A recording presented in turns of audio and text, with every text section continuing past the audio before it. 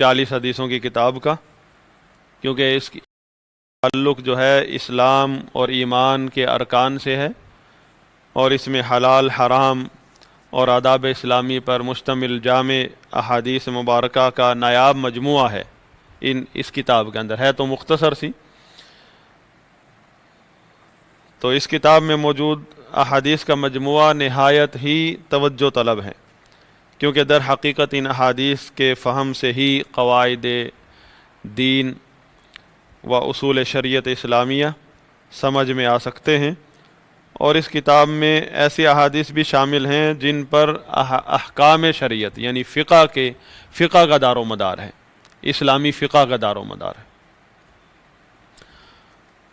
اس کتاب کی مختصر سی تاریخ یہ کہ امام ابو عمرو بن الصلاح ابن صلاح کے نام سے مشہور ہیں، انہوں نے ارادہ کیا کہ ایسی احادیث جمع کروں جن میں کلی قاعدہ بیان کیا گیا ہو اسلام کا، فقہ کا، جو علماء اور طلباء کے لیے کارآمد ثابت ہوں، بہت زیادہ فائدہ مند ہو، یعنی ایسی احادیث جن پر دین کا دار و مدار ہے، بہت سارے چیپٹرز بکس ان کا دار و مدار ہے، ایک احادیث ہو، ایسی احادیث ہیں۔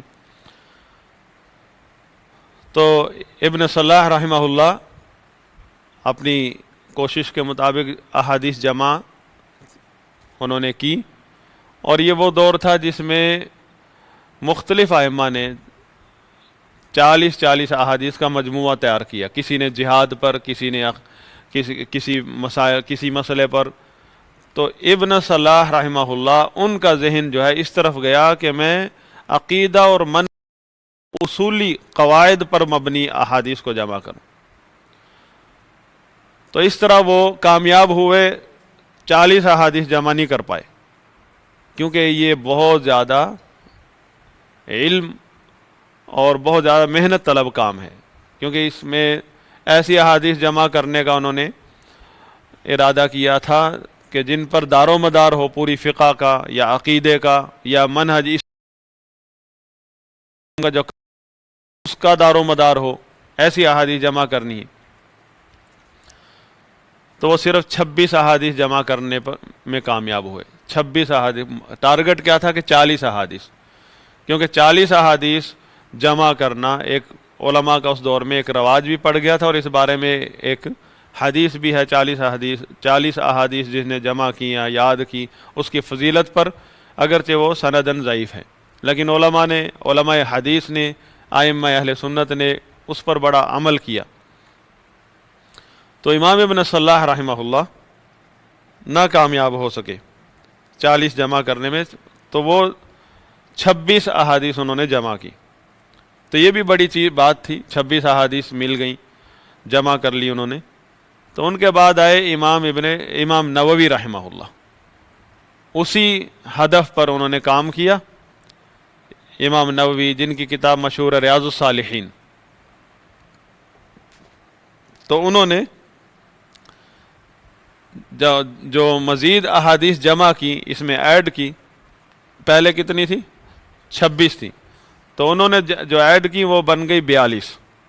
تو 26 کتنی ایڈ کی انہوں نے؟ 16 احادیث ان کو اور مل گئی، تو 42 ہو گئی، لیکن نام کتاب کا رکھا الاربعون، یعنی 40 احادیث، کیونکہ 40 اصل ٹارگٹ ہوا کرتا تھا علماء کا، اگرچہ 4000 حدیث موجود ہوں، وہ 40 چن کے احادیث جمع کیا کرتے تھے۔ لیکن یہ موضوع ہی ایسا ہے کہ اس میں جو حدیث بھی مل جائے وہ چھوڑی نہیں جا سکتی، تو انہوں نے چھوڑا نہیں۔ 12 ملی تو یہ نہیں کہ 2 کو چھوڑ دیا، 40 پوری کر کے اکتفا کریں، انہوں نے 42 جمع کی، لیکن 40 کا نام رکھ دیا کتاب کا۔ اس وقت سے اس کتاب سے مشہور ہے۔ اصل اس کی ابتدا ابن صلاح رحمہ اللہ نے کی تھی، اور پھر اس کے بعد امام ابن رجب الحنبلی رحمہ اللہ آئے، جو کہ 8ویں صدی کے ہیں۔ انہوں نے اس پر کام کیا، اسی موضوع پر، اسی کتاب پر، بلکہ ایسی جامع شرح لکھی جس کا نام ہے جامع العلوم والحکم، اور اس سے بڑی شرح آج تک موجود نہیں ہے اس کتاب کی۔ اور کچھ احادیث ان کو بھی ملی.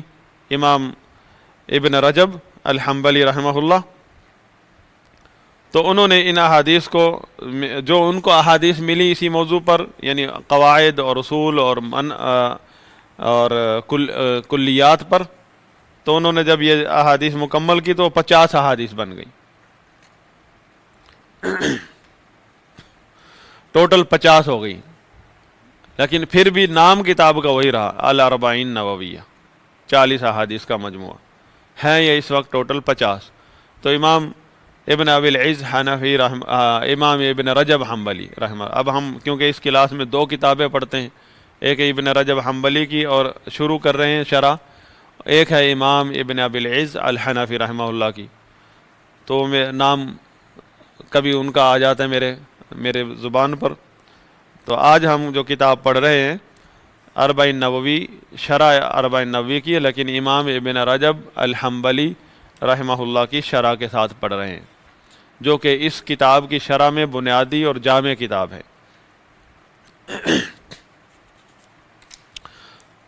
اس کتاب کی پہلی حدیث ہے الحدیث الاول عن امیر المؤمنین ابی حفص عمر بن الخطاب رضی اللہ عنہ قال سمعت رسول اللہ صلی اللہ علیہ وسلم يقول انما الاعمال بالنیات وانما لكل امرئ ما نوى فمن كانت هجرته الى الله ورسوله فهجرته الى الله ورسوله ومن كانت هجرته لدنيا يصيبها او امرأة ينكحها فهجرته الى ما هاجر الیہ رواہ البخاری و مسلم.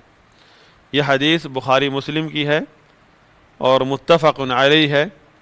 اس حدیث کے راوی صحابہ میں سے امیر المومنین ابو حفص عمر بن خطاب رضی اللہ تعالیٰ عنہ ہیں، اور اگرچہ یہ حدیث ایک دو اور صحابہ کے نام سے بھی روایت ہے، لیکن سند ان تک نہیں پہنچتی. جو صحیح سند سے روایت ہے یہ عمر بن خطاب رضی اللہ عنہ سے ہی روایت ہے.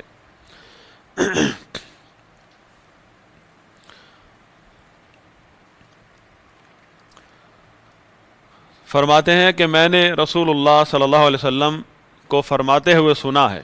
بعض احادیث میں کہ منبر پہ آپ فرما رہے تھے. عمر بن خطاب رضی اللہ عنہ کہتے ہیں کہ آپ نے فرمایا انما الاعمال بالنیات، انما الاعمال بالنیات. یہاں عمل کا دار و مدار بتایا جا رہا ہے. انما لفظ انما سے حصر پیدا ہو رہا ہے اعمال کا، کہ اعمال کا دار و مدار نیتوں پر ہے. اب مسئلہ یہ ہے کہ دار و مدار کس چیز کا دار و مدار، اعمال کے وجود کا یا اعمال کے صحیح یا غلط ہونے کا دار و مدار. یہ ترجمے میں ہم بیان نہیں کر پا رہے، اس کی تشریح کے ساتھ ہم ذکر کریں گے. وَإِنَّمَا لِكُلِّ امْرِئٍ مَّا نَوَىٰ. اگلا جملہ یہ ہے ما نوا، جو کچھ بھی اس نے نیت کی اس پر انحصار ہے. اس کو جو ملے گا، اس عمل کے اوپر جو ملے گا اس بندے کو، اس کا انحصار اس نیت پر ہے جو اس نے کی ہے اس عمل کے لیے. پہلے جملے میں بتایا جا رہا ہے کہ عمل کا دار و مدار نیت پر ہے. مطلب یہ بھی مطلب ہو سکتا ہے کہ کوئی بھی عمل بندہ کرتا ہے وہ بغیر ارادے کے تو نہیں کرتا، کچھ نہ کوئی نہ کوئی اس کا مقصد ہوتا ہے. اب دوسرا جملے میں بتایا جا رہا ہے اس کی جزا، تو بدلہ کیا ملے گا اس کو وہی کچھ ملے گا جو اس نے نیت کی ہے. اس عمل پر اگر اس کے ثواب کا، اجر و ثواب کا جو دار و مدار ہے اس کی اس نیت پر ہے جو اس نے کی ہے اس عمل کے لیے. مطلب یہ ہے کہ اگر وہ اب عمل سے ہمارا مقصد کیا ہونا چاہیے. کوئی بھی عمل ہم کرتے ہیں، اعمال ہمارے 2 طرح کے ہیں. یعنی اعمال جو ہم پڑھتے ہیں توحید عبادت، مسئلہ عبادت کا، ہم عبادت جو ہے انسان کا جو عمل ہے یہی عمل عبادت بنتا ہے. تمام نبیوں کی جو محنت ہے وہ یہی ہے کہ وما امروا الا ان يعبدوا الله مخلصین له الدین،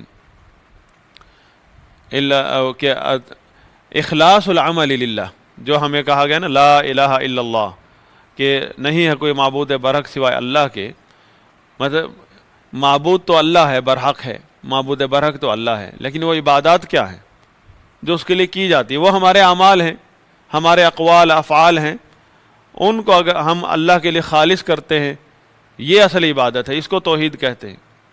کوئی بھی عبادت اس وقت تک عبادت نہیں بن سکتی جب تک وہ اللہ کے لیے نہ ہو، ورنہ ساری دنیا عبادت کرتی ہے، ہو سکتا ہے غیر مسلم ہم سے زیادہ صبح سے شام تک عبادت کرتے رہتے ہیں، لیکن نبیوں کی محنت کیا ہے، تعلیم کیا ہے کہ وہ لوگوں کو توحید سکھانے آئے ہیں، وہ توحید جس کی وجہ سے ایک انسان کا عمل جو ہے عبادت بن جاتا ہے، اللہ اس کی زندگی پر راضی ہو جاتا ہے، اس کی زندگی کے تمام پہلوؤں سے اللہ راضی ہو جاتا ہے، کوئی ایسا پہلو نہیں باقی رہتا جہاں اللہ کی ناراضگی شامل حال ہو جائے۔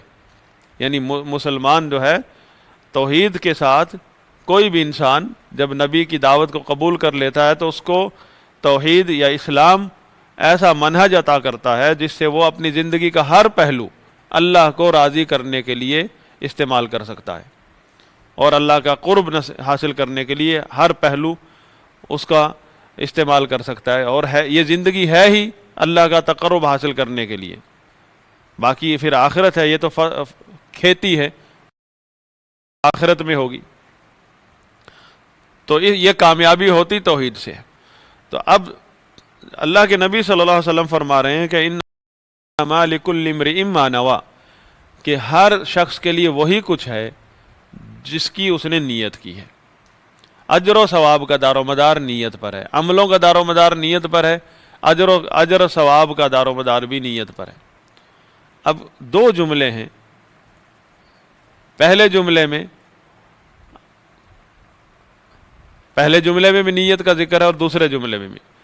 پہلے جملے میں بتانے کا مقصد یہ ہے کہ کوئی بھی ایک مقصد یہ ہے کہ کوئی بھی عمل انسان کا جو صادر ہوتا ہے وہ کرتا ہے اپنے ارادے سے کرتا ہے، انسان کوئی بھی فعل کرتا ہے تو اپنے ارادے سے کرتا ہے۔ دوسرا مطلب اس کا یہ ہے کہ انسان کوئی بھی عمل کرتا ہے، اس کے صحیح یا غلط ہونے کا دار و مدار اس کی نیت پر ہے۔ ظاہر میں ہو سکتا ہے عمل ثابت شدہ عمل ہے، لیکن اس کی فاسد نیت کی وجہ سے اس کے حق میں وہ عمل صحیح نہیں ہے، قبول ہی نہیں ہوا۔ یعنی دوسرا معنی یہ ہوا کہ اعمال کی قبولیت کا دار و مدار نیت پر ہے۔ اب قبولیت کے دو پہلو ہیں، کسی بھی عمل کی قبولیت کے دو پہلو ہیں، ایک ہے اس عمل کا ادا ہو جانا، ادائیگی، ایک ہے اس عمل کی اوپر جو اجر و ثواب اللہ نے رکھا ہے وہ۔ بعض اوقات قبولیت کا معنی یہ ہوتا ہے کہ عمل ادا ہو گیا، صحیح تھا، اب اس کے اوپر اجر و ثواب کیا ہے اس کا پتہ نہیں، وہ اللہ کو معلوم ہے۔ ظاہر کو دیکھ کر ایک مفتی، ایک عالم یا ہم سب دیکھ سکتے ہیں ظاہر میں کہ عمل صحیح ہے، اور اگر عمل صحیح ہے تو ایک آدمی نے ہمارے سامنے نماز پڑھی، ارکان واجبات پورے کیے، تو ہم کہہ سکتے ہیں کہ اس کا عمل یہ قبول ہے، مطلب ادائیگی ہو گئی، فرض ادا ہو گیا۔ لیکن کچھ لوگ ایسے بھی ہوتے ہیں جن کے منہ پر نماز کو پرانے کپڑے کی طرح مار دیا جاتا ہے۔ اب یہ تو ہمیں نہیں پتہ چلتا کس کے منہ پر مار دی گئی، اور ظاہر میں سب کی نماز ہو گئی، جو ہم کہتے ہیں نماز ہو گئی، یہ قبولیت کا ایک پہلو ہے کہ ظاہر میں نماز ہو گئی۔ تو وہ بات ہے یہاں کہ انما الاعمال بالنیات، ظاہر میں لوگوں کے اعمال کا دار و مدار، اعمال کی قبولیت کا دار و مدار جو ہے وہ نیت پر ہے، ادائیگی ہو گئی۔ دوسرا پہلو جو اجر و ثواب کا پہلو ہے، اس کا دار و مدار نیت پر ہے کہ اس کا خشوع خضوع کتنا تھا۔ اللہ کے نبی صلی اللہ علیہ وسلم بتاتے ہیں کہ ایک آدمی اچھے طرح وضو کر کے گھر سے چلتا ہے، جا کے نماز پڑھتا ہے مسجد میں، اور پھر کیا ہے، کسی کو آدھا حصہ نماز، آدھا ثواب ملتا ہے، کسی کو 10واں حصہ، کسی کو 20واں حصہ، اور کچھ لوگ ایسے جن کے منہ پر نماز کو پرانے کپڑے کی طرح مار دیا جاتا ہے۔ اب یہ چیز جو ہے یہ ظاہر میں ہمیں کسی کے بارے میں معلوم نہیں، سب نے اکٹھے نماز پڑھی، ایک امام کے پیچھے پڑھی، ایک ہی مسجد میں، ہو سکتا ہے ایک ہی صف میں پڑھی، کندھے سے کندھے ملا کر پڑھی، لیکن اجر و ثواب کے حوالے سے ہم کسی کے بارے میں کچھ نہیں کہہ سکتے کہ کتنا کس نے پایا۔ اور یہ ضرور ہے کہ سب ایک نہیں ہے، برابر نہیں ہے سب، کسی کو آدھا حصہ ملا، کسی کو 10واں، کسی کو 20واں، اور کسی کو ظاہر میں نماز ہو گئی، ظاہر میں تو ہو گئی لیکن نماز کو پرانے کپڑے کی طرح منہ پر مار دیا گیا، مطلب اس کو اجر و ثواب نہیں ملا، ویسے نماز ہو گئی۔ تو وہ جو ظاہر ہم نے دیکھا، ظاہر دیکھا، وہ ایک قبولیت کا پہلو ہے۔ دوسرا پہلو جو ہے اجر و ثواب سے، جو ایک بندہ ظاہر میں اگرچہ نماز ہوگی، اجر و ثواب سے محروم بتایا جا رہا ہے کہ ایک محروم بھی ہو جاتا ہے ایک آدمی، وہ کس وجہ سے ہے؟ اس کی نیت، اس کا دار و مدار نیت پر ہے کہ وہ قبول نہیں ہوا عمل۔ ایک آدمی نے کسی نجومی علم غیب کے دعوے دار کے پاس جا کر چلا گیا، اس کے پاس صرف تصدیق نہیں کی، صرف چلا گیا، مذاق میں چلا گیا یا ویسے، تو تصدیق نہیں کر رہا، دل مان ہی نہیں رہا، لیکن گیا ہے۔ اس کی سزا بتائی نبی صلی اللہ علیہ وسلم نے، 40 دن تک اس کی نماز قبول نہیں ہوتی۔ اب کیا 40 دن تک وہ نماز نہیں پڑھے گا؟ نماز پڑھے گا، اگر نہیں پڑھے گا پھر تو وہ بالکل ہی نکل جائے گا، اور ایک اور جرم ہو گیا، تارک الصلاح ہو گیا۔ نماز پڑھے گا لیکن اس کو وعید سنائی گئی ہے کہ 40 دن تک اس کو وہ نمازیں پڑھنے کے باوجود ثواب سے محروم رہے گا۔ لیکن الفاظ کیا تھے؟ لا تقبل، اس کی نماز قبول نہیں ہوگی۔ یہاں کہا جا رہا ہے نماز کوئی بھی عمل ہے، اس کی قبولیت کا دار و مدار نیت پر ہے، یعنی قبولیت کا دار و مدار ظاہر میں ہو سکتا ہے وہ صحیح ہے، عمل ظاہر میں ادا ہو گیا، لیکن حقیقت میں اس پر اجر و ثواب اس کو ملا کہ نہیں ملا، اس کا دار و مدار نیت پر، وہ نیت کے حساب سے ملے گا ہر آدمی کو۔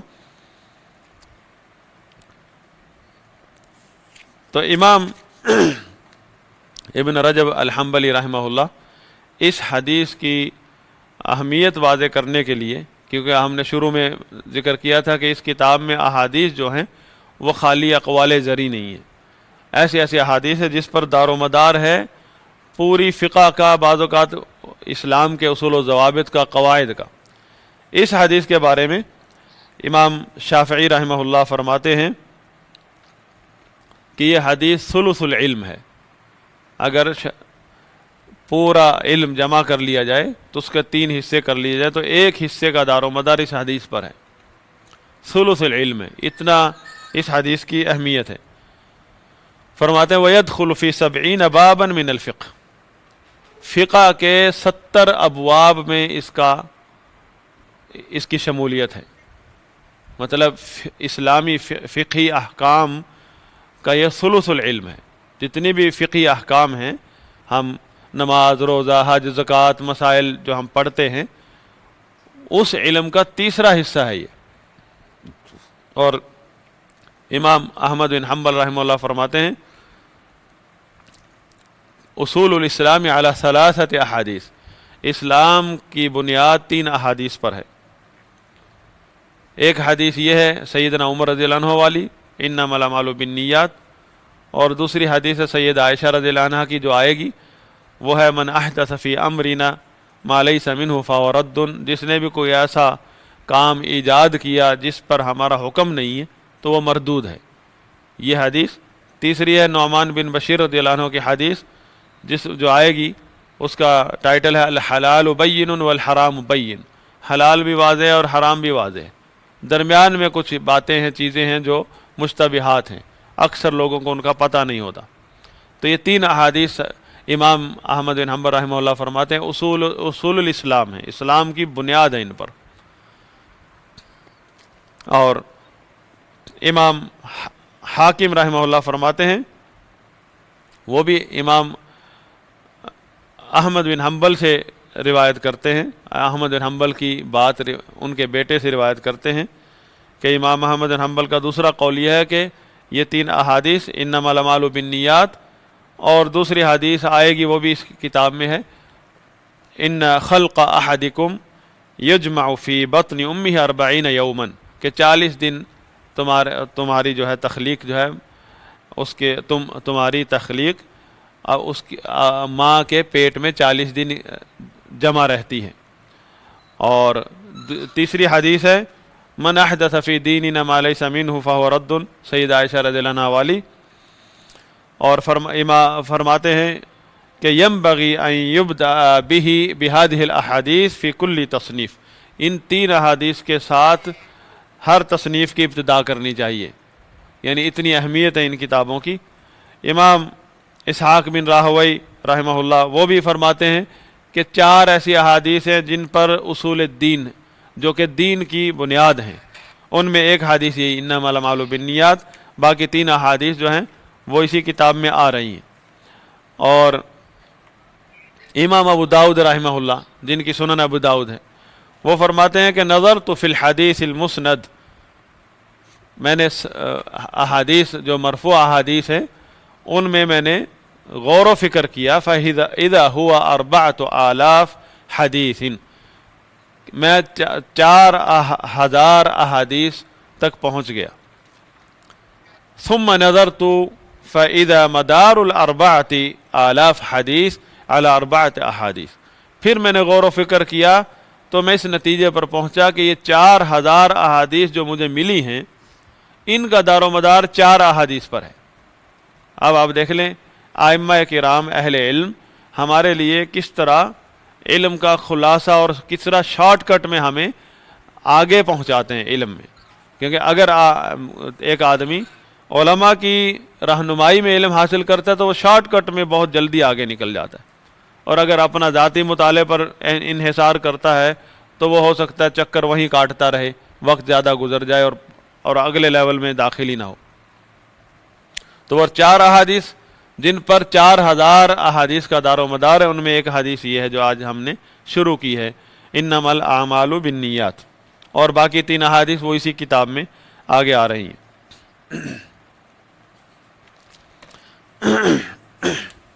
اسی طرح کے دیگر اقوال ہیں اس کتاب میں، مثلا کوئی امام، ہر امام اپنے تجربے اور اپنے علم کے حساب سے کچھ احادیث کی طرف اشارہ کرتے ہیں کہ 4 احادیث کے، کوئی کہتے ہیں میں نے 5 احادیث کو پایا، کوئی کہتے ہیں 3 احادیث ایسی ہیں جو بہت اہم ہیں جن پر ساری 5000 احادیث کا انحصار ہے، ڈیپینڈ کرتی ہیں، یا فقہ پوری ڈیپینڈ کرتے ہیں ان 4 احادیث پر یا 3 احادیث پر۔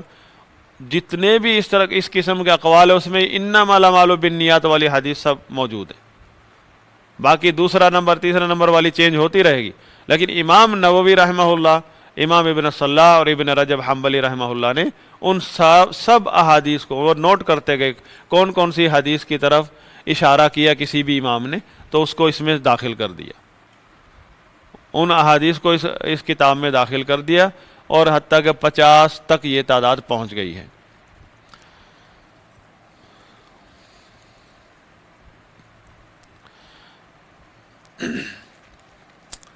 اب ہم رسول اللہ صلی اللہ علیہ وسلم کے فرمان کی طرف آتے ہیں، انما الاعمال بالنیات۔ تو امام ابن رجب الحنبلی رحمہ اللہ فرماتے ہیں کہ یہ جو جملہ ہے جو ہم نے پہلے شروع کیا تھا، الاعمال بالنیات، اس سے کیا مراد ہے، اس بارے میں اہل علم کی عبارتیں تھوڑی مختلف ہیں ایک دوسرے سے۔ تو متاخرین ائمہ میں اکثر کا خیال یہ ہے کہ اس کا مطلب ہے ہم بات کر رہے تھے نا، اعمال کا دار و مدار نیتوں پر ہے، کس اعمال کی کس چیز کا، اعمال کا دار و مدار کس چیز میں، نیتوں پر ہے۔ اب یہ بھی آگے سوال ہے نا، اس بارے میں مختلف عبارتیں ہیں ائمہ کرام کی۔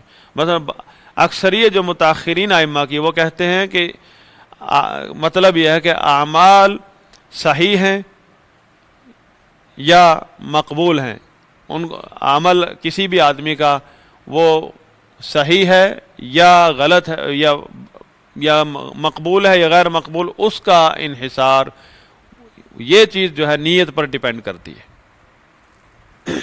ایک آدمی مثلا کر رہا ہے ایک عمل ثابت ہے، حج، عمرہ، روزہ ثابت ہے، اس میں یہ بات نہیں ہو رہی کہ عمل جو ہے اس کے کیا دلیل ہے، عمل تو پہلے سے ثابت ہے۔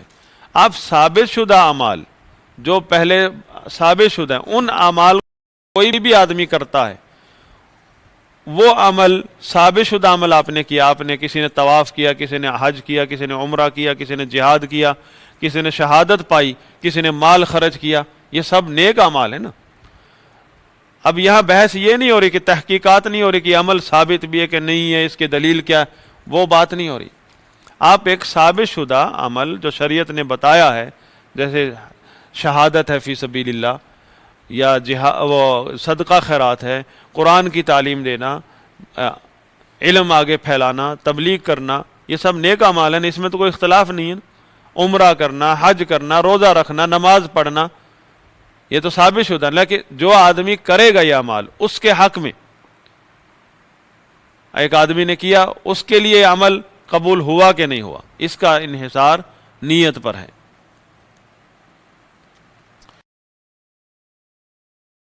لہذا اس کا مطلب یہ ہوا، یہاں جن اعمال کا ذکر ہو رہا ہے وہ اعمال وہ ہیں جو شریعت میں ثابت شدہ ہیں۔ عمل کا ذکر نہیں ہو رہا کہ کوئی بھی کام کر لے ہم، نیت اچھی ہو، ہماری نیت کے بنا پر بدعت بھی سنت بن جائے گی، حرام حلال ہو جائے گا، ہمارا مقصد اچھا ہوگا کہ ہم اپنے نیت اچھی کر لیں اور ارادے اچھے کر لیں، اخلاص پیدا کر لیں اپنے اندر، اللہ کے لیے کر لیں۔ یعنی کوئی غلط کام بھی اگر آپ اللہ کے لیے کریں گے وہ غلط سے صحیح نہیں ہو جائے گا۔ یہاں بات ہو رہی ہے صحیح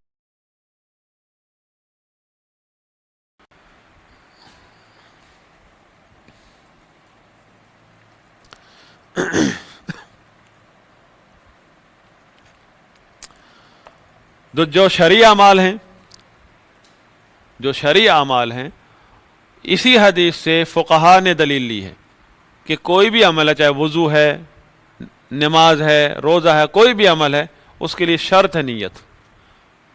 آپ مثلا وضو کر رہے ہیں، وضو تو آپ نے بالکل صحیح اس کے طریقے شرعی طریقے پر کیا، لیکن آپ نے نہیں تھا نماز پڑھنے کا، آپ نے کہا کہتا ہوں ہاتھ دھو لیے، سارا پورا وضو کر لیا،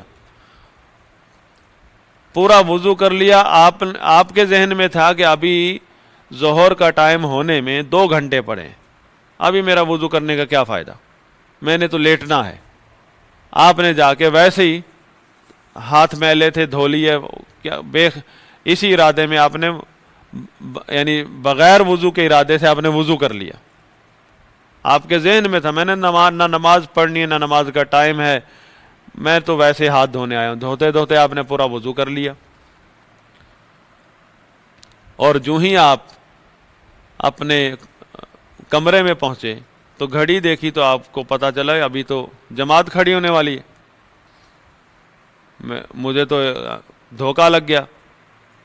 تو آپ نے کہا وضو تو چلو میں نے کر ہی لیا ہے، میں جا کے نماز پڑھ لوں، نہیں، آپ کا وضو ہوا نہیں، کیونکہ آپ نے نیت نہیں کی ہے، شرط نیت، آپ نے بغیر نیت کے وضو کیا ہے، آپ کی نیت تھی، آپ کی کچھ اور تھی نیت، نماز پڑھنے کی نیت نہیں تھی۔ ویسے کوئی بھی آپ کام کرتے ہیں، کوئی بھی کام کرتے ہیں، اس میں نیت پیچھے ہوتی ہے، لیکن یہاں آپ نے نیت تو تھی، آپ کی نیت کیا تھی؟ نماز نہ پڑھنے کی نیت تھی، آپ کی ریسٹ کرنے کی نیت تھی، اور نماز پڑھنے کی نیت کی نہیں تھی آپ نے۔ اب آپ عام طور پر آپ جب وضو کرتے ہیں، آپ کے ذہن میں ہوتا ہے میں نماز کے لیے وضو کر رہا ہوں، یہ نیت ہو گئی، یہی نیت ہوتی ہے۔ اس وقت آپ نے وضو کیا، آپ کے ذہن میں تھا میں کسی نماز کے لیے وضو نہیں کر رہا ہوں، آپ کے ذہن میں تھی یہ چیز، لہذا آپ نے وضو کی نیت نہیں کی تھی نماز کے لیے۔ تو یہیں سے، اسی حدیث سے تمام اہل علم نے نیت کا مسئلہ استدلال لیا ہے، یعنی جمہور اہل علم کے نزدیک وضو کے لیے نیت شرط ہے۔ لہذا اب یہاں اہل علم کے اس فہم کی روشنی میں ہم یہ سمجھ سکتے ہیں کہ یہاں جو اعمال، جن اعمال کا ذکر ہو رہا ہے وہ شرعی اعمال ہیں، اور وہ اعمال جو نیت کے محتاج ہیں، کیونکہ بہت سارے ایسے اعمال آپ کرتے ہیں جن میں نیت کی ضرورت نہیں ہے، شریعت پوچھتی نہیں آپ سے کہ نیت کی تھی کہ نہیں کی تھی، اگرچہ عمل کوئی بھی انسان کا ایسا نہیں ہے جو بغیر ارادے کا ہو، غیر ارادی آپ کا کوئی بھی عمل نہیں ہے، ہاں خطأً کوئی چیز آپ کر لیتے ہیں اس کا الگ الگ حکم ہے. مثلا روٹی کھانا، شریعت آپ سے مطالبہ نہیں کرتی کہ روٹی کھانے سے پہلے روٹی کی نیت کریں، مطالبہ ہی نہیں کیا شریعت نے.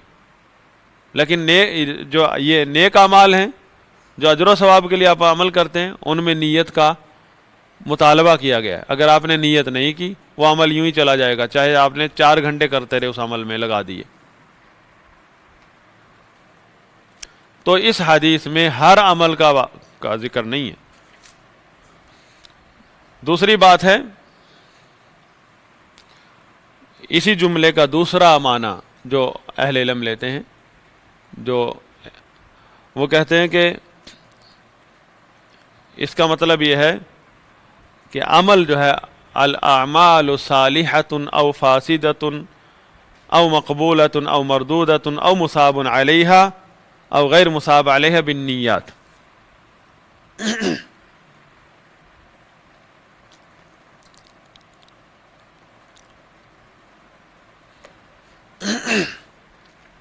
مطلب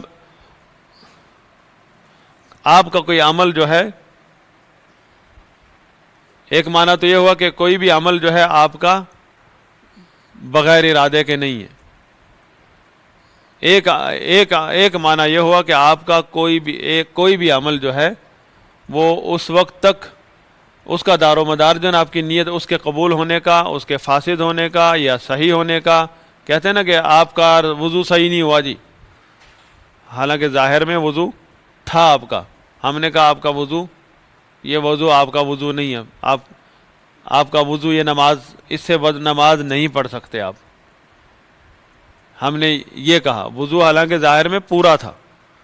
کس وجہ سے؟ آپ کی نیت کی وجہ سے. ہم نے نیت عمل کی وجہ سے وضو آپ کا مردود ہو گیا. مردود کا مطلب ہوتا ہے قبول نہیں ہو، مانا نہیں جاگ گیا وہ، تو نیت کی وجہ سے. اور ایک معنی یہ ہے کہ جی یہ بتایا جا رہا ہے یہاں، ایک حقیقت بتائی جا رہی ہے کہ انسان کوئی بھی عمل کرتا ہے وہ غیر ارادی نہیں ہوتا ہے. ایک معنی یہ ہے کہ انسان کا کوئی بھی عمل جو ہے وہ ارادے سے خالی نہیں ہوتا ہے. اگلی بات، اصل بات اگلے جملے میں، اصل بات اگلے جملے میں ہے. اب دیکھیں، یہی مثال تھی جو وضو کی. وضو پر اجر و ثواب بھی ہے نا، کہ جب آدمی وضو سے فارغ ہوتا ہے اس کے گناہ اس طرح نکل جائے، اس کے وضو کے آخری قطرے سے کے ساتھ سارے گناہ صاف ہو جاتے ہیں، حتیٰ کہ ناخنوں کے نیچے سے بھی گناہ نکل جاتے ہیں، صغیرہ گناہ. وضو کا اجر و ثواب ہے. اللہ تعالیٰ وضو کے ذریعے بندے کو پاک کرتا ہے وضو سے، اور وہ نماز کے لیے جو پھر قدم اٹھاتا ہے وہ اضافی ایکسٹرا ثواب ہوتے. اب وہ جو وضو کیا تھا بغیر نیت کے،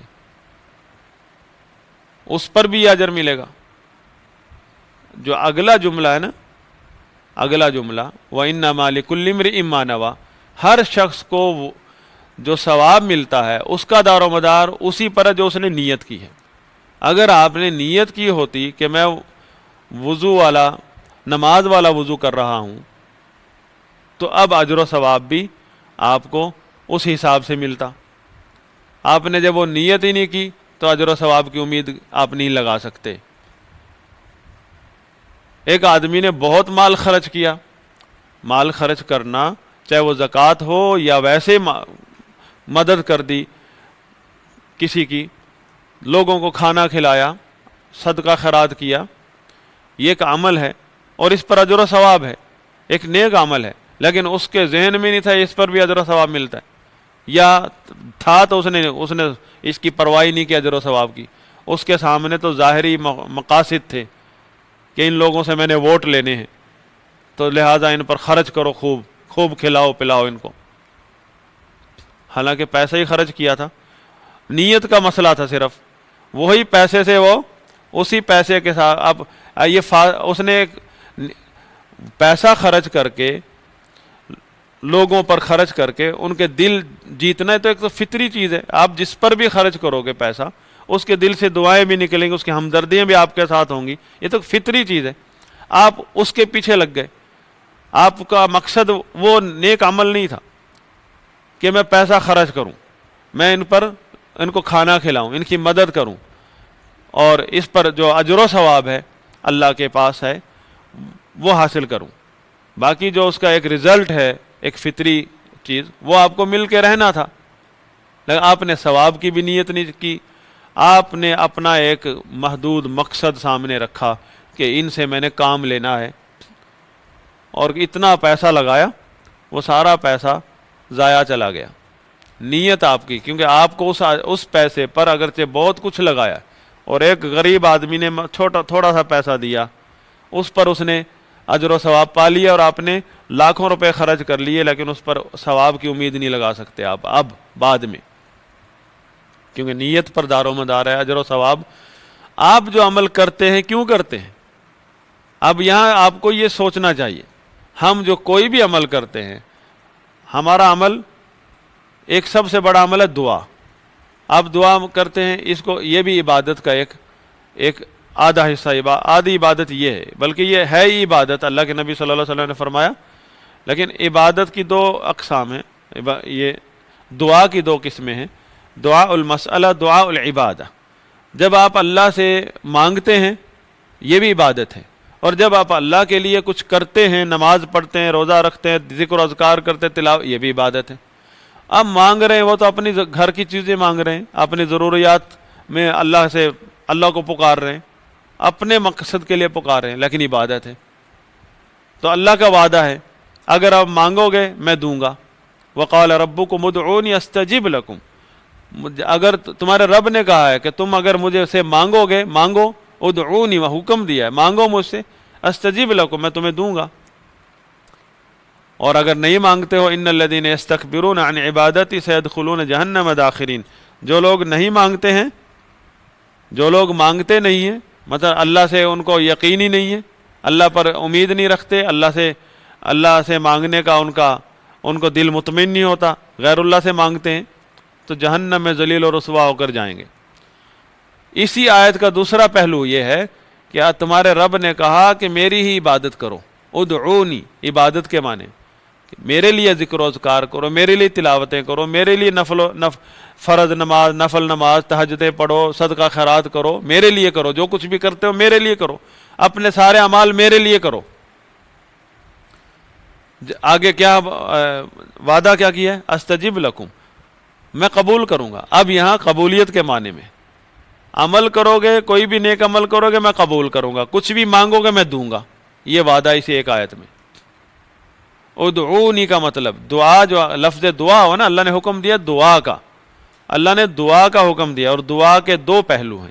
ایک ہے کہ کچھ مانگنا ہے, وہ دعا العبادہ ہے, دعائے عبادت, دعا المسئلہ, آپ نے سوال کیا اللہ سے, کچھ مانگا ہے. دوسرا پہلو ہے کہ عمل کرنا, کوئی بھی نیک عمل کرنا, اللہ کے لیے کرنا, وہ بھی دعا کی دوسری قسم ہے, وہ بھی دعا میں آتا ہے.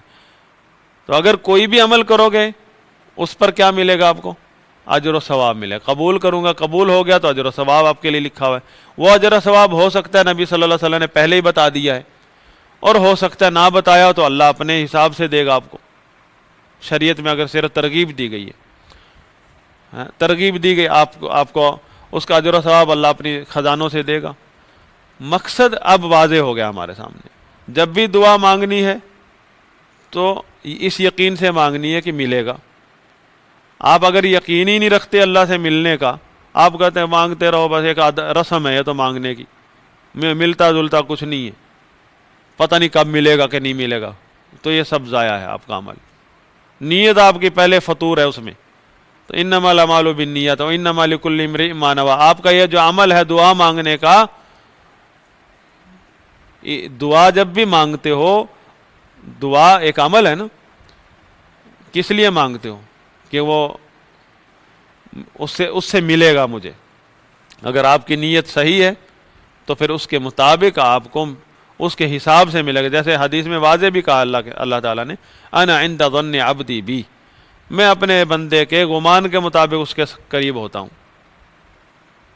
آپ کا جو گمان ہے اللہ کے بارے میں صحیح گمان ہے تو بالکل آپ کو اسی حساب سے اللہ تعالیٰ آپ کے گمان پر پورا اترتا ہے اللہ تعالیٰ. اگر آپ کو یقین ہے کہ میں جب مانگوں گا اللہ سے تو سارے وہ مسبب الاسباب ہے، سارے اسباب میرے تابع ہو جائیں گے. جب اس نے قبول کر لی میری دعا تو اب میں ٹھیکے دار نہیں رہا، اب سارا ٹھیکہ جو ہے وہ اللہ تعالیٰ خود اٹھائے گا. آپ کو وہ جو مانگا ہے وہ ملے گا، اگر آپ کا اس ارادہ ہے، آپ کی نیت صحیح ہے اللہ. اور یہ کیا ایسا اللہ پر ایسا یقین رکھنا جائز ہے، بلکہ فرض ہے. اسی کی تعلیم ہے کہ اللہ کے اوپر اس قدر یقین رکھو. حتیٰ کہ اللہ کے نبی نے تو یہ ترغیب دی ہے کہ اگر تم اس طرح اللہ پر یقین رکھو، توکل کرو، جس طرح پرندے، جس طرح حق ہے توکل اور یقین کا، تو اللہ تعالیٰ تمہیں ایسے دے جیسے پرندے نکلتے ہیں خالی پیٹ اور پیٹ بھر کے واپس لوٹتے ہیں. پرندوں نے کبھی نہیں سوچا کہ کچھ گھر میں کچھ نہیں ہے تو آج کیسے ملے گا. بارش بھی آتی، طوفان بھی آتا، پرندے پھر بھی ان کو رزق ملتا ہے. تو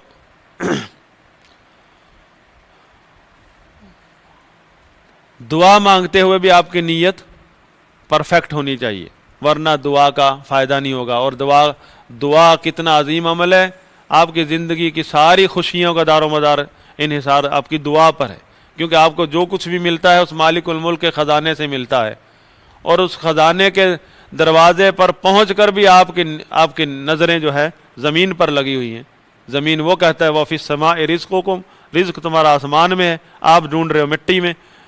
تو پھر انما لکل امرئ ما نویٰ، جو ہماری حالت جو بد سے بدتر ہوتی جا رہی ہے، خاص طور پہ جو غریب اور محتاج لوگ ہوتے ہیں.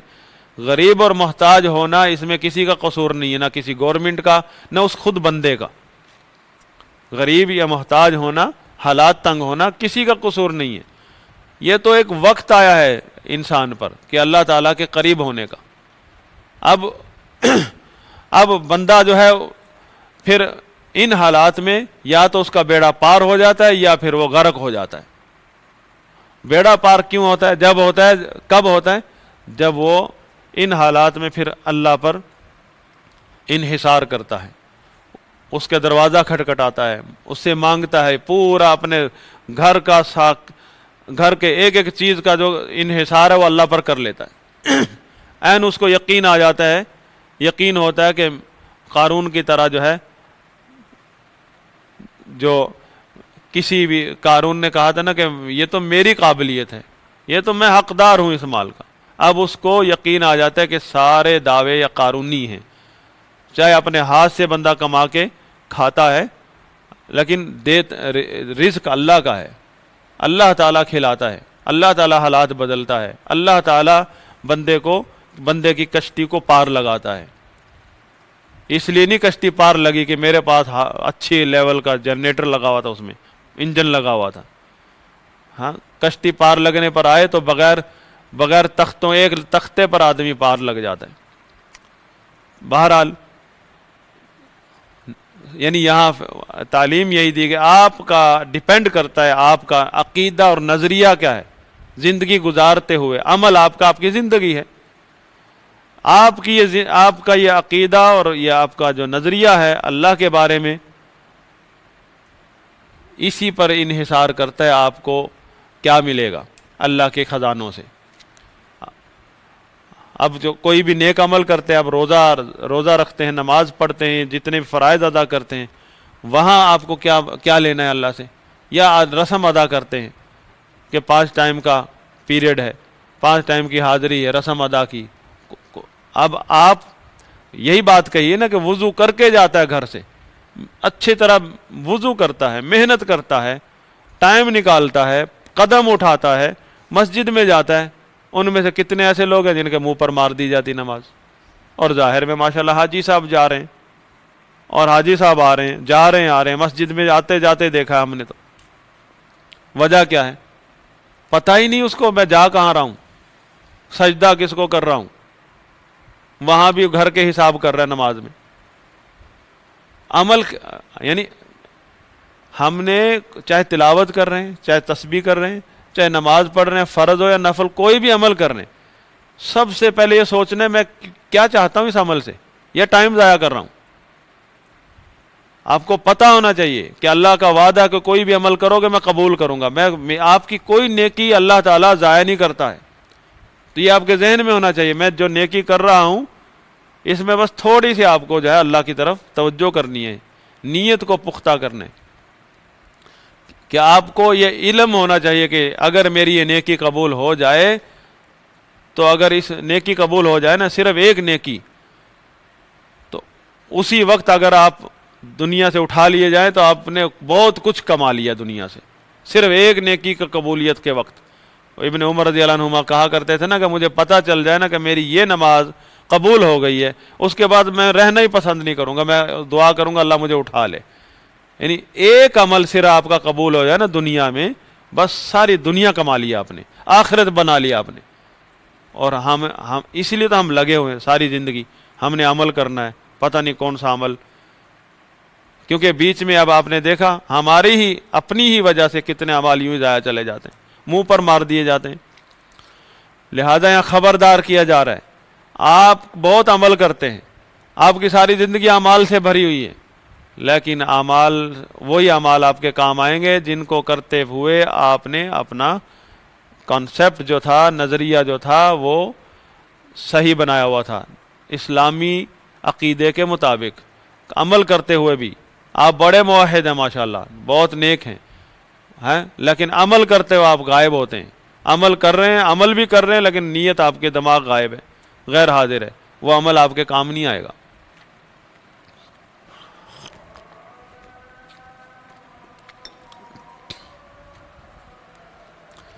اور یہ جو تشریح ہم نے کی ہے، یہ عقیدے کے باب میں بیان ہوتی ہے. اس کو اخلاص کہا جاتا ہے، جس سے ریاکاری ختم ہو جاتی ہے. یہ ریاکاری کا علاج ہے. ایک آدمی ہے نا، ریاکاری کی وجہ سے کرتا ہے عمل، ریاکاری کے لیے، دکھانے کے لیے کرتا ہے. آپ دکھانے کے لیے بھی نہیں کر رہے، بے خیالی میں کر رہے ہیں، تو پھر بھی اجر و ثواب سے محروم ہو جاتے ہیں. وہ جو آدمی جس کے بارے میں کہا گیا نا کہ 10واں حصہ، کسی کو 20واں حصہ، پورا کیوں نہیں ملا ان کو، جبکہ ایک ہی صف میں نماز پڑھی سب نے؟ وجہ کیا؟ وہ یہی وجہ ہے. اس ریاکاری کی ہوتی تو عمل سارا ضائع ہو جاتا، ریاکاری سے تو سارا ہی عمل ضائع ہو جاتا ہے. انہوں نے ریاکاری بھی نہیں کی ہے، پھر بھی ہم اجر و ثواب کم ہو گیا. اس کی وجہ یہی بنی کہ نیت پر محنت. اب یہاں سے ہمیں پتہ چلا کہ اخلاص پر محنت کرنا سب سے اہم ہے. اعمال تو ہم بہت کر لیں گے اور کرتے ہیں، اعمال سے فائدہ اٹھانے کے لیے اپنی نیت اور اخلاص پر عمل کرنا بہت اہم ہے. اور یہ اخلاص پر محنت جو ہے وہ عقیدے سے ہی ہوتی ہے، کیونکہ عقیدے سے آپ کو اللہ کا تعارف، اللہ کا مقام، اس کی عظمت، اس کے اسماء و صفات کا اگر علم آتا ہے تو مزید آپ کے معرفت الہی بڑھتی ہے. جب معرفت الہی بڑھتی ہے تو آپ کل ایک عمل کو چھوٹا معمولی سمجھا، ہلکا لیا کرتے تھے، آج وہ آپ کے لیے حج جیسا لگ رہا ہے آپ کو.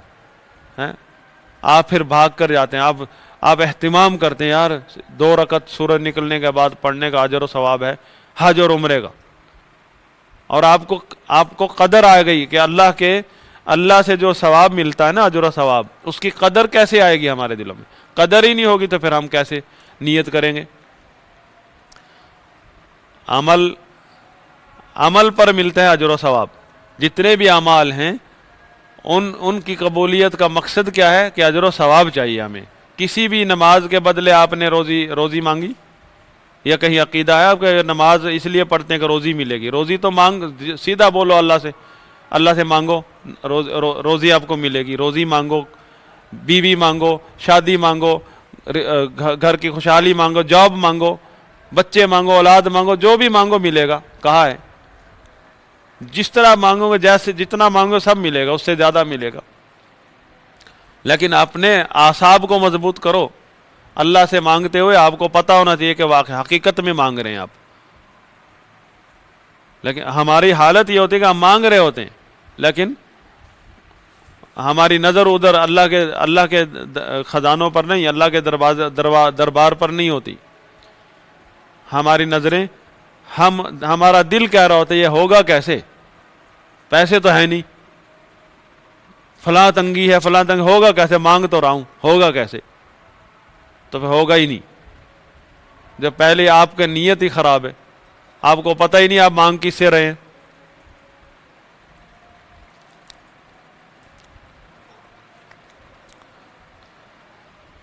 اب یہاں ہمیں یہ سبق ملا ہے کہ آپ کا کوئی بھی عمل بغیر نیت کے نہیں ہونا چاہیے۔ نیت تو ہوتی ہے لیکن آپ کو پتہ ہونا چاہیے اس عمل کا مقام کیا ہے اور اس عمل پہ ملتا کیا ہے، اور جو ملے گا جو اجر و ثواب اس کی اہمیت کیا ہے، اس کا مجھے فائدہ کیا ہوگا۔ ان پڑھ نہیں بنے ہم، ان پڑھ جو انگوٹھا چھاپ ہوتے ہیں بیچارے سیدھے سادھے، ان کو پیسوں کا پتہ نہیں، وہ کاغذ اور پیسوں میں فرق نہیں، ڈالر ملے وہ پھینک دیے۔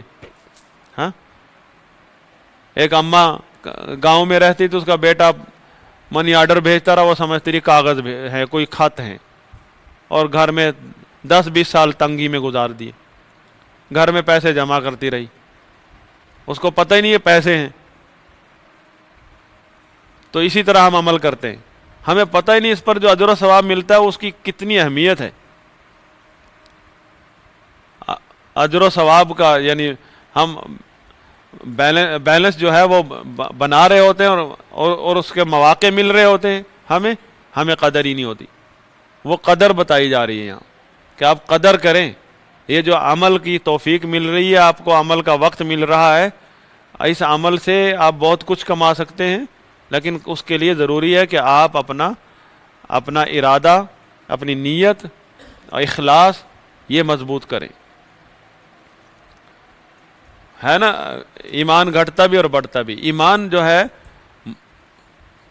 عملوں سے، نیک اعمال سے اوپر جاتا ہے، مضبوط ہوتا ہے، اور مزید ایمان کی مٹھاس ملتی ہے۔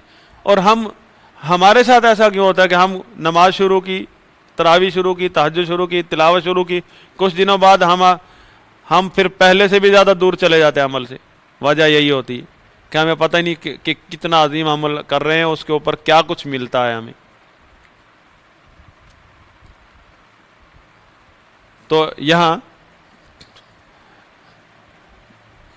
جو استحضار نیت جو ہے نا، کوئی بھی عمل کر رہے ہیں اس وقت آپ کی نیت جو ہے وہ کیا ہونی چاہیے، اور اس نیت کی کیا اہمیت ہے، اس کا سبق دیا جا رہا ہے یہاں۔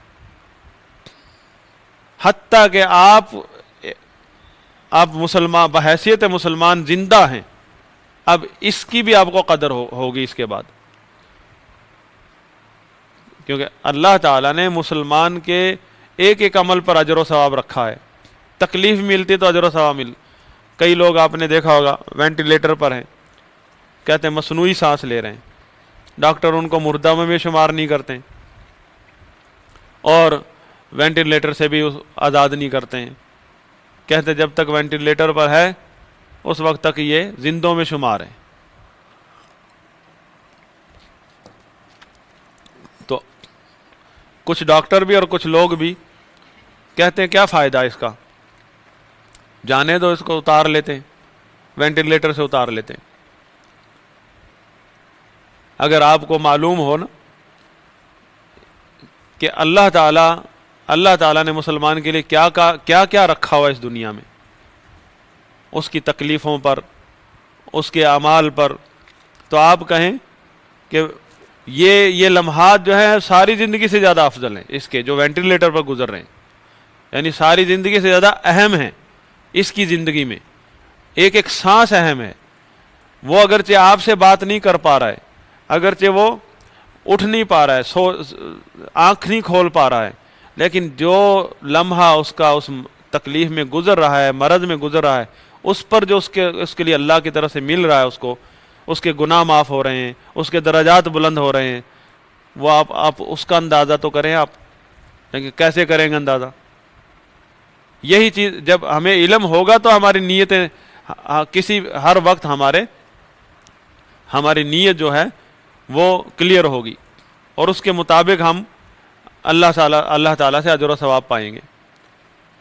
تو اس کا وقت تو اللہ تعالیٰ کے ہاتھ میں ہے، لیکن جو اس کا وقت گزر رہا ہے، ابھی تو ڈاکٹر کہہ رہے ہیں وہ زندہ ہے، اس پر آپ کہہ رہے ہو کہ کیا کرے گا یہ، اس زندگی کا اس کو کیا فائدہ، ہو سکتا مہینہ رہے، ہو سکتا ہے ہفتہ رہے، جتنا فائدہ اس کو ان لمحات کا ہے نا، اتنا تو شاید اس کو صحت کے دنوں میں اس زندگی کا فائدہ نہ اٹھایا ہو اس نے. اب تو ایک ایک پل کا اس کو فائدہ ہو رہا ہے. تو مطلب انسان، کہنے کا مقصد یہ ہے، یہ عمل جو ہے انسان کی زندگی ہے. اس زندگی میں کچھ یہ اعمال اپنے ارادے سے کرتا ہے، اور کچھ اللہ تعالیٰ کی طرف سے فیصلے ہوتے ہیں، قضاء و قدر ہوتی ہے، پھر وہاں وہ صبر کرتا ہے، وہ بھی اس کا ارادہ ہوتا ہے، صبر کرتا ہے نیت، اجر و ثواب کی نیت سے. تو وہاں بڑی شارٹ کٹ میں، بڑی تیزی سے وہ درجات اعلیٰ مقام پر پہنچ جاتا ہے. جو گناہ بہت سارے چمٹے ہوئے تھے ان کو وہ جھٹ جاتے ہیں، معاف ہو جاتے ہیں. تو یہ سارا جو ہے اس سب چیزوں کا دار و مدار انسان کے عقیدے پر ہے، اور عقیدہ علم کی روشنی ہے. شیخ البانی کہا کرتے تھے نا التصفیہ و تربیہ، کہ خالص نصوص کی روشنی میں پہلے تو کتابوں کو صاف کرو، جو من گھڑت چیزیں ہیں، جو فاسد بد عقیدگیاں کتابوں کے اندر داخل کی ہوئی ہیں، کتابوں کو ان سے صاف کرو، آزاد کرو، اور پھر خالص علم کی روشنی میں قوم کی تربیت کرو. یہ اصل کام ہے علماء کا. تربیت جب ہوتی ہے تو پھر آدمی منہ سے غلط بات نہیں کرتا، شکوہ نہیں، حالات تنگ ہوں پھر بھی شکوہ نہیں کرتا ہے. اور جب زبان کی حفاظت کرتا ہے، اللہ پر امیدیں رکھتا ہے، اللہ کے اوپر مزید یقین اور توکل رکھتا ہے، تو مزید وہ اللہ کے دربار سے اجر و ثواب بھی پاتا ہے، اور زندگی بھی اس کی سنورتی ہے مستقبل میں.